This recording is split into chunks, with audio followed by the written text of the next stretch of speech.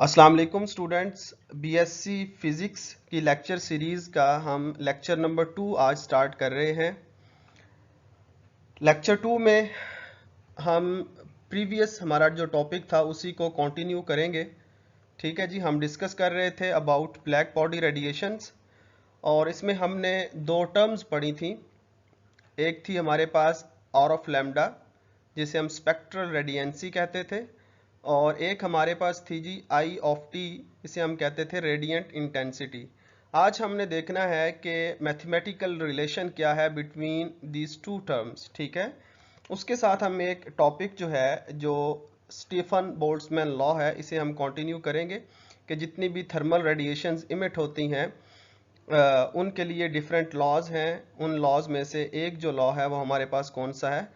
Stefan Boltzmann law. ठीक है, इसको आज हम अपने लेक्चर में कंटिन्यू करते हैं। ठीक है जी, चलें बिस्मिल्लाह करते हैं फिर। Spectral radiancy and radiant intensity, तो ये दोनों टर्म्स के दरमियान हमने रिलेशन जो डिराइव करना है, तो अच्छा है कि पहले हम इनकी ज़रा डेफिनेशंस देख लें ताकि हमें पता हो कि जिन दो फिजिकल क्वांटिटीज़ के दरमियान हम रिलेशन डिराइव करने जा रहे हैं उनका बेसिकली मतलब क्या है। ठीक है, तो पहले बेटा एक टर्म इस्तेमाल होती है ब्लैक बॉडी रेडिएशंस के लिए, स्पेक्ट्रल रेडियंसी की। अब आपने समझना है कि स्पेक्ट्रल रेडियंसी जो है ये क्या चीज़ है। ठीक है, स्पेक्ट्रल रेडियंसी किसे कहते हैं? Rate of emission of radiant energy from unit area of black body, कि किसी ब्लैक बॉडी से कितनी रेडिएशंस इमिट हो रही हैं due two waves of specific wavelength. ठीक है, ये चीज़ इंपॉर्टेंट है कि वेव्स कौन सी होनी चाहिए? स्पेसिफिक वेवलेंथ की अगर आप कंसीडर करते हैं तो तब जो एनर्जी पर यूनिट एरिया पर सेकंड रिलीज होगी उसको हम क्या कहेंगे? स्पेक्ट्रल रेडियंसी। अब इसका मतलब क्या है? वेव्स ऑफ स्पेसिफिक वेवलेंथ की एनर्जी। तो देखिए जी, अब ब्लैक बॉडी से तो डिफरेंट कलर की रेडिएशन इमिट होती है ना, ग्रीन भी हो सकती हैं, डार्क ब्लू भी हो सकती हैं, लाइट ब्लू भी हो सकती हैं। ठीक है, ग्रीन भी हो सकती हैं, रेड भी हो सकती हैं। तो अगर आप एनर्जी फाइंड करते हैं किसी स्पेसिफिक वेवलेंथ वाली वेव्स की, मतलब आपने फाइंड आउट करनी है रेड कलर की, तो रेड कलर की वेवलेंथ बाकी तमाम से डिफरेंट होती है। तो अगर आप किसी स्पेसिफिक वेवलेंथ वाली वेव की एनर्जी आप फाइंड आउट करते हैं तो जो total energy per second per unit area आप फाइंड करेंगे उस टर्म को हम क्या कहेंगे? Spectral radiancy. Total energy emitted from unit area of a black body due to waves of specific wavelength, किसी एक मखसूस वेवलेंथ की अगर आप रेडिएशंस फाइंड करते हैं तो ये टर्म क्या कहलाती है? स्पेक्ट्रल रेडियंसी। ठीक है जी, एक और टर्म है जिसका साथ हमने इसका रिलेशन फाइंड करना है, वो है जी रेडियंट इंटेंसिटी। तो बेटा रेडियंट इंटेंसिटी क्या है? द टोटल एनर्जी इमिटेड पर second from unit area of black body. ठीक है, कि एक सेकंड में ब्लैक बॉडी से कितनी रेडिएशंस इमिट होती हैं। ठीक है, ड्यू टू, इंपॉर्टेंट चीज क्या है? Due two waves of all wavelengths. ठीक है, तमाम वेवलेंथ्स की टोटल एनर्जी आपने फाइंड करनी है। मींस अगर ब्लैक बॉडी से रेड कलर्स की रेडिएशन इमिट हो रही हैं, इसी तरह ब्लैक बॉडी से डार्क ब्लू कलर की रेडिएशंस हैं, लाइट ब्लू कलर है, ग्रीन कलर है। तो बेटा अगर आप इन तमाम वेव्स की रेडियंट इंटेंसिटी अगर आप टर्म इस्तेमाल करेंगे तो कब करेंगे? अगर आप इन तमाम वेव्स की एनर्जी फाइंड आउट करते हैं पर यूनिट एरिया पर सेकेंड, तो ऐसी जो एनर्जी आपके पास आएगी वो क्या कहलाएगी? Radiant intensity. तो दोनों में फ़र्क क्या है? यहाँ पे फ़र्क है due two waves of all wavelength. जब हम रेडियंट इंटेंसिटी की बात करते हैं तो ब्लैक बॉडी से इमिट होने वाली तमाम रेडिएशंस की एनर्जी पर सेकंड पर यूनिट एरिया फाइंड करते हैं।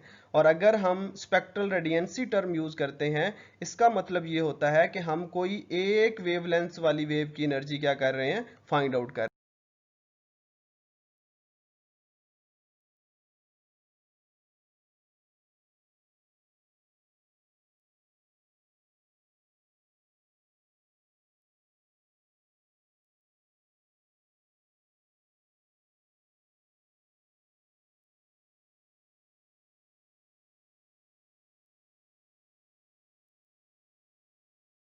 अब हम रिलेशन फाइंड करने जा रहे हैं between radiant intensity and spectral radiancy. Radiant intensity आपको समझ आ गया, और हमने ये भी पढ़ लिया स्पेक्ट्रल रेडियंसी। अब हमने इन दोनों के दरमियान रिलेशन जो है वो डिराइव करना है, ठीक है बेटा। तो पहले क्यों ना हम स्पेक्ट्रल रेडियंसी देख लें क्या होती है। स्पेक्ट्रल रेडियंसी में हम कहते हैं कि रेट ऑफ इमिशन पर unit area of a black body due two waves of particular wavelength. अगर ब्लैक बॉडी में से कोई पर्टिकुलर वेवलेंथ की वेव्स इमिट हो रही हैं, ठीक है, तो पर यूनिट एरिया पर सेकंड इमिट हो रही हैं, तो इसको फिर हम क्या कहते हैं, स्पेक्ट्रल रेडियंसी। अभी हमने डेफिनेशन पढ़ी, ठीक है। तो अगर तो वेवलेंथ लैम्डा की हैं तो एक मखसूस आ जाएगी। अब आपको पता है बेटा जो वेवलेंथ है वो चेंज भी तो हो सकती है। तो अगर वेवलेंथ चेंज होती है तो रेट ऑफ इमिशन पर unit area of black body due two waves of wavelength between lambda plus D lambda means कि अब जो रेडिएशंस इमिट हो रही हैं वो डिफरेंट वेवलेंथ्स की हैं। तो अगर डिफरेंट वेवलेंथ्स की रेडिएशंस आ रही हों तो फिर हमारे पास क्या चीज़ बन जाती है, रेडिएंट इंटेंसिटी। हमने कहा था ना कि अगर आप एक मखसूस वेव लेते हैं तो स्पेक्ट्रल रेडियंसी होती है, लेकिन अगर तमाम वेव्स इंक्लूड कर लें तो वो क्या बन जाती है, रेडिएंट इंटेंसिटी। तो बेटा रेडिएंट इंटेंसिटी को हम कैसे लिखेंगे, एक वेव की एनर्जी इमिटेड पर सेकंड पर यूनिट एरिया, जो कि हमने ये डिफाइन की हुई है, एक वेव की मल्टीप्लाइड बाय कितनी वेवलेंथ तब्दील हो रही है, उसको इसके साथ क्या कर देंगे, मल्टीप्लाई कर देंगे। तो ये चीज़ आपने याद रखनी है। अगर एक पर्टिकुलर वेवलेंथ हो तो वो कहलाती है स्पेक्ट्रल रेडियंसी, लेकिन जब आप वेवलेंथ को वेरी कर देते हैं, डिफरेंट वेवलेंथ इंक्लूड कर लेते हैं, उनकी एनर्जी जब फाइंड करते हैं तो फिर वो रेडिएंट इंटेंसिटी बन जाती है टर्म। ठीक हो गई जी बात।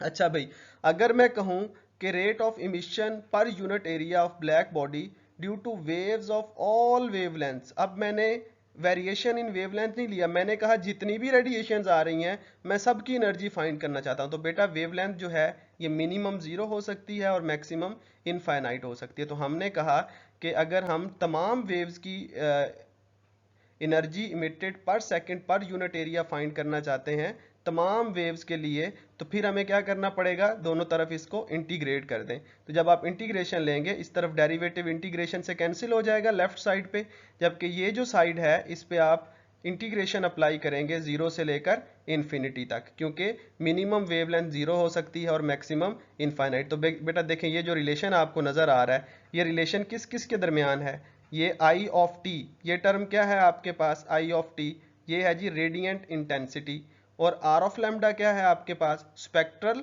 रेडियंसी। इट मींस दैट ये जो हमने इक्वेशन ड्रॉ की है ये एक रिलेशन है between spectral radiancy and radiant intensity के दरमियान। ठीक है जी। तो फाइनली हम लिख लेंगे hence the relation between radiant intensity and spectral radiancy is this one, जो कि हमने यहां से डिराइव किया है। ठीक,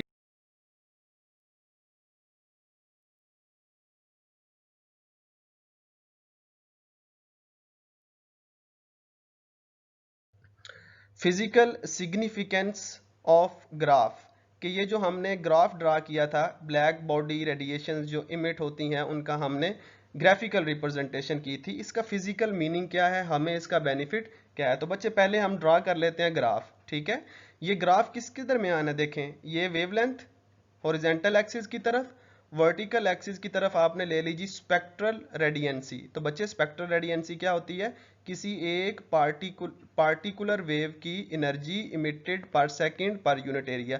तो ये जो ग्राफ आपको नजर आ रहा है ना ये बेसिकली रिप्रेजेंट कर रहा है एनर्जी को। ठीक है, एनर्जी इमिटेड पर सेकंड पर यूनिट एरिया। तो आप देख रहे हैं जैसे जैसे आप टेम्परेचर बढ़ा रहे हैं तो टेम्परेचर बढ़ाने से बेटे ये रेडिएशंस का जो कलर है ये भी क्या होता जा रहा है, चेंज होता जा रहा है। तो ये भी आपने चीज कॉन्सेप्चुअली अपने माइंड में रखनी है। ठीक है, अच्छा जी, इसकी फिजिकल सिग्निफिकेंस का सबसे पहला बेनिफिट हमें क्या है। ठीक है, तो कहते हैं radiant intensity at a given temperature, radiant intensity at a given temperature is equal to area under the curve, कि किसी मखसूस टेम्परेचर पर अगर आप रेडिएंट इंटेंसिटी फाइंड आउट करते हैं तो ये किसके बराबर होती है जी, is equal to area under the curve. Definitely आपके पास ये एक कर्व है तो आपको पता है कि जब भी आपने किसी कर्व से आपने फाइंड आउट करना हो कि इसकी एनर्जी कितनी है तो आप इसका क्या ले लेते हैं, नीचे वाले पार्ट का एरिया ले लेते हैं। अभी आपने रिलेशन भी तो फाइंड किया है इंटेंसिटी और रेडिएंट इंटेंसिटी और स्पेक्ट्रल रेडियंसी के दरमियान क्या रिलेशन आया था, इंटीग्रेशन 0 से infinity R of lambda D lambda. तो आप इंटीग्रेशन लेंगे तो ये आपके पास रिजल्ट आ जाएगा, ठीक है। दूसरा, इस ग्राफ से हमें क्या पता चलता है, कहते हैं in each curve there is a certain wavelength. बिल्कुल, हमारे पास एक जो ग्राफ है, इस हर मतलब हर वेव के लिए इन ईच कर्व, चाहे वो आप डार्क ब्लू की ले लें, लाइट ब्लू, ग्रीन या रेड की, कहते हैं हर कर्व के लिए वहां एक वेवलेंथ है, ठीक है, जिसे हम कहेंगे लैम्डा एम। ये इसका मतलब ये नहीं है कि मैक्सिमम वेवलेंथ, ठीक है, इसका मतलब क्या है वो हम अभी देखते हैं। कहते हैं जी इस वेवलेंथ के ऊपर at which spectral radiancy is maximum, lambda m वो वेवलेंथ है जहां पर स्पेक्ट्रल रेडियंसी क्या होती है, मैक्सिमम। तो बच्चे यहां पे देखें ना, ये आपके पास स्पेक्ट्रल रेडियंसी रेड कर्व के लिए मैक्सिमम है, ठीक है, ये आपको जो नजर आ रही है ऊपर। तो अगर आप इसको देखें तो वर्टिकल एक्सिस पे आपने बच्चे क्या ड्रा किया हुआ है, स्पेक्ट्रल रेडियंसी ना। तो ये जो वेवलेंथ है 4000 से 6000 के दरमियान, ये जो वेवलेंथ आपको नजर आ रही है, ये क्या कहलाएगी, लैम्डा एम। इस कर्व के लिए तो होगी बेटा ये, ठीक है। अगर मैं देखूं दूसरी डार्क ब्लू कलर के लिए, तो इसमें बच्चे देखें ये वेवलेंथ है, ठीक है, इसमें तकरीबन 6000 पे जो आ रही है ये वाली लैम्डा एम है, ठीक है। इसी तरह अगर मैं लाइट ब्लू कलर में देखूं तो मुझे ये नजर आ रहा है तकरीबन इस वेवलेंथ के ऊपर 600 से 800 के दरमियान, सॉरी 6000 से 8000 के दरमियान ये कोई वेवलेंथ है जहां पर स्पेक्ट्रल रेडियंसी की वैल्यू क्या आ रही है, मैक्सिमम आ रही है। तो क्या कह रहे हैं ये भी कि हर वेव के लिए एक मखसूस वेवलेंथ है जहां पर स्पेक्ट्रल रेडियंसी क्या आती है, मैक्सिमम। तो इसको आपने ये नहीं समझना कि लैम्डा एम वो वेव है जो मैक्सिमम वेवलेंथ है, तो ये गलत कॉन्सेप्ट हो जाएगा। लैम्डा एम का मतलब है वो वेवलेंथ जहां पर स्पेक्ट्रल रेडियंसी मैक्सिमम आती है, ठीक है। कौन सी वेवलेंथ, ऐसी वेवलेंथ, क्योंकि एक्स एक्सिस की तरफ वेवलेंथ है ना, ऐसी वेवलेंथ जिस पर स्पेक्ट्रल रेडियंसी मैक्सिमम आती है, ऐसी वेवलेंथ को बेटा आप क्या कहते हैं, लैम्डा एम। तो कहते हैं हर कर्व के दरमियान, हर कर्व के ऊपर एक पॉइंट ऐसा है जहां पर स्पेक्ट्रल रेडियंसी मैक्सिमम है, और उस पॉइंट पर क्रॉसपोंडिंग पे जो वेवलेंथ आएगी उसको हम लैम्डा एम से रिप्रेजेंट करते हैं। तो ये आपने याद रखना है, ये आगे एक वाइन्स डिस्प्लेसमेंट लॉ आएगा, वहां पे ये टर्म इस्तेमाल होगी, ठीक है जी। अब मैं जो ड्रॉ किया है मैं इसको जरा हाँ जी, अब दोबारा देख लें, द वेवलेंथ, थर्ड पॉइंट क्या है, at which spectral radiancy is maximum. तो बच्चे क्या लिखा है, द वेवलेंथ, वो wavelength at which the spectral radiancy is maximum, जिस पर स्पेक्ट्रल रेडियंसी मैक्सिमम होती है, उस वेवलेंथ को क्या कहते हैं, लैम्डा एम। वो कहता है ये जो वेवलेंथ है ना, ये decreases with increase in temperature, temperature increase होने से ये क्या हो रही है, डिक्रीज। तो आपको नजर आ रहा है, देखें भाई, अगर मैं ये वाली वेवलेंथ देखूं, पहले आप कम टेम्परेचर देख लें बच्चे, ये 4000 टेम्परेचर है, ठीक है। 4000 पर जो वेवलेंथ आ रही है ये 6000 और 8000 के दरमियान, सपोज कर लें 7000 है, ठीक है। 4000 केल्विन टेम्परेचर के ऊपर जो वेवलेंथ आ रही है जिस पर रेडिएंट इंटेंसिटी मैक्सिमम है, ये जो वेवलेंथ है ये कितनी है, ऑलमोस्ट 7000, ठीक है। अच्छा भाई, अब इससे पिछला कलर देखें, 5000 जब आपने टेम्परेचर किया तो 5000 पे जो लैम्डा एम आ रहा है वो पॉइंट वेव के ऊपर जहां रेडिएंट इंटेंसिटी मैक्सिमम है, ये टेम्परेचर क्या हो गया, वेवलेंथ क्या हो गई है, डिक्रीज। पहले 6000 से ग्रेटर आ रही थी, अब वो कम हो गई। और जब आपने टेम्परेचर किया 6000 केल्विन, तो 6000 केल्विन पर ये कर्व का पॉइंट देखें जहां पर स्पेक्ट्रल रेडियंसी मैक्सिमम है, वो वेवलेंथ कहलाती है लैम्डा एम। तो लैम्डा एम 6000 से भी क्या हो गई, कम। तो जैसे जैसे टेम्परेचर बढ़ता जा रहा है, लैम्डा एम की वैल्यू क्या होती जा रही है, डिक्रीज। पहले 7000 थी, फिर 6000 थी, और फिर 6000 से भी क्या हो गई, कम। तो हम कह सकते हैं वो वेवलेंथ जिस पर स्पेक्ट्रल रेडियंसी मैक्सिमम होती है, इसकी यहाँ मैक्सिमम है, इसकी यहाँ मैक्सिमम है, इसकी यहाँ मैक्सिमम है, ठीक है। Decreases with increase in temperature, तो जैसे जैसे हम टेम्परेचर इंक्रीज करते जाते हैं, वेवलेंथ जिस पर स्पेक्ट्रल रेडियंसी मैक्सिमम होती है वो वेवलेंथ क्या होती जाती है, डिक्रीज होती जाती है। तो आपको नजर आ रहा है कि इस तरफ को डिक्रीज हो रही है जबकि टेम्परेचर क्या हो रहा है, इंक्रीज।